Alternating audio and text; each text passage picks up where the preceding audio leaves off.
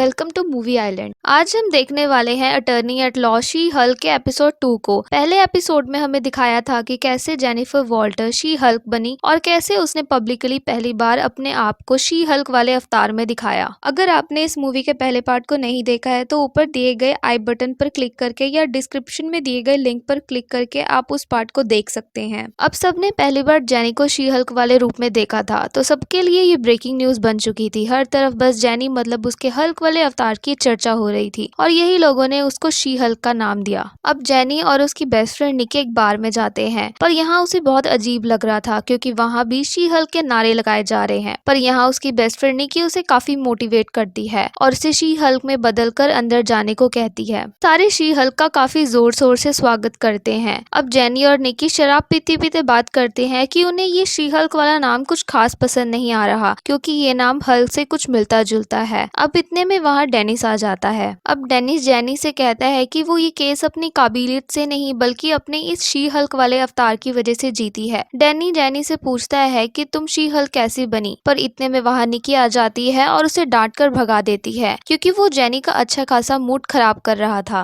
निकी jenny को मुफ्त में मिले ड्रिंक्स देती है। इतने में वहाँ जेनी के बॉस आ जाते हैं। वो सबसे पहले तो जेनी को नॉर्मल जेनी में बदलने के लिए कहते हैं। अब जेनी जैसे ही नॉर्मल जेनी में तब्दील होती है उसे नशा होने लगता है क्योंकि सिर्फ हल्क पर ही शराब का असर नहीं होता पर जेनी पर तो होता है। अब जेनी खुद को संभालते हुए अपनी बॉस की बातों पर ध्यान देती है। उसके बॉस सबसे पहले तो उसको और उसके सब ज्यूरी मेंबर और उसकी खुद की जान बचाने के लिए उसका शुक्रिया करते हैं और फिर जेनी को एक न्यूज देते हैं कि उसकी लॉ फर्म ने उसे अब से काम से निकाल दिया है क्योंकि उसने ये केस जीता तो है पर जिसके खिलाफ उसने ये केस लड़ा था उस कंपनी ने ये इल्जाम लगाया है कि जेनी ने शी हल्क बन के ज्यूरी मेंबर्स की जान बचाई, इसीलिए केस का फैसला उसके हक में नहीं आया। अब उसके बॉस कहते हैं कि हम आगे से ऐसी मुसीबत नहीं चाहते, इसलिए तुम्हें अब से काम पे आने की जरूरत नहीं। अब जेनी बहुत सारी लॉ फर्म में जॉब के लिए इंटरव्यू वगैरह देने लगती है पर बेचारी जेनी को कोई नौकरी नहीं मिलती। इतने टैलेंट और डिग्री होने के बावजूद भी कोई फर्म उसे जॉब नहीं देना चाहती क्योंकि वो एक शी हल्क से लोगों के आकर्षण का केंद्र नहीं बनना चाहते। अब धीरे धीरे जेनी की उम्मीद टूटने लगती है पर उसकी बेस्ट फ्रेंड और उसकी फैमिली उसके साथ थी और उसका हौसला अफजाई करते हैं। यही हम ब्रूस और जेनी के तीसरे जीनस भाई जेड से मिलते हैं। अब जेड जेनी से वही सवाल पूछता है जिसे पूछने से सबको मना किया गया था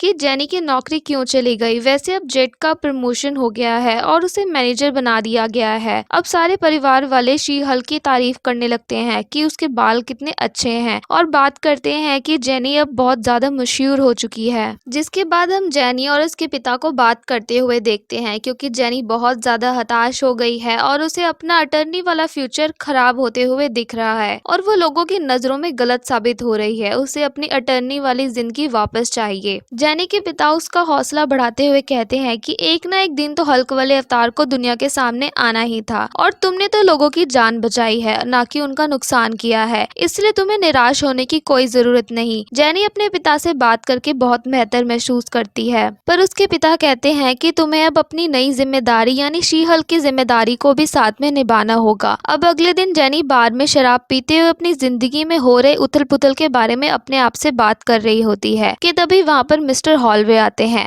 मिस्टर हॉलवे JHKLL कंपनी से हैं और वो जेनी को एक जॉब ऑफर करते हैं पर जेनी को ये मजाक लगता है क्योंकि जेनी इनके खिलाफ ही केस लड़ रही थी। पर मिस्टर हॉलवे मजाक नहीं कर रहे थे। वो कहते हैं कि हम अपनी कंपनी में एक नया डिवीजन शुरू कर रहे हैं तो आप जल्द ही काम पर आ सकते हैं। जिसके बाद जेनी जॉब के लिए फट से मान जाती है और अपनी मनपसंद एडवाइजर यानी लीगल असिस्टेंट को रखने के लिए इजाजत भी ले लेती है। अब अगले दिन जेनी कंपनी में पहुंच जाती है जहां मिस्टर हॉलवे उसे बताते हैं कि हमने एक नई डिवीजन शुरू की है जिसका नाम है सुपर हीरो लॉ डिवीजन और उसकी हेड होंगी आप, जिसके लिए आपको कंपनी में हमेशा शी हल्क वाले अवतार में रहना होगा। जिसके बाद जेनी को वहीं के वहीं शी हल्क में बदलना पड़ता है। जिसके बाद सारे उसे घूर घूर के देखने लगते हैं। जेनी इससे परेशान तो होती है पर अपना ऑफिस और निकी को देखकर सब भूल जाती है। उसे अब इतना फर्क नहीं पड़ रहा था क्योंकि उसे शी हल्क की मदद से अपना मनपसंद काम जो मिल रहा था। यहाँ उनके ऑफिस में एक पग नाम का एक साथी आता है और वो भी सुपर हीरो लॉ डिवीजन में है जो जेनी को वेलकम बास्केट देता है। जेनी को अपनी जॉब का पहला केस मिला था जो कि अमन अमल पिलोस्की, जिसका नाम एबॉर्मिनेशन है, उसे रिहा करवाना है और उसकी कंपनी ने अपनी पब्लिसिटी के लिए ये केस फ्री में करने का फैसला किया है। अब अमल पिलोस्की का नाम सुनकर जेनी के चेहरे का रंग उठ जाता है, क्योंकि उसने हल्क को मारने की कोशिश की थी।